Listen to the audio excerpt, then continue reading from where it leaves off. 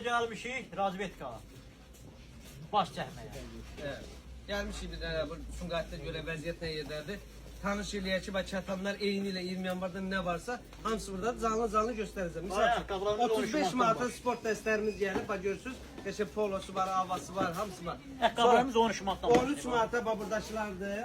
Sonra 20-25 manata bax buradakılardır. Ondan sonra balonkalı dəstlərimiz 35 manatı ve 25 manatlı balonkalı dəstlərdir, şalvar nəşi. Koftalarımız deməli 13-12 manat. Siz buna bax, sadə koftalı bax əynimdəkinə bax. Görürsüz mən neçə vaxtı geyinirəm. Bir ildən çox geyinirəm. Elə qışı da bundan yola vermişəm. Bax 12 manatda görürsüz nə gözəl. Sonra bu addelimiz pololardır, üç düymələrdir, nə bilim. Bir şalvardır qiymət hamısından var. Sumqayıtda yəni eyni ilə 20 yanvarda nə varsa bu ilə seçmə eləmişəm də, yəni konkret o yeni sezon.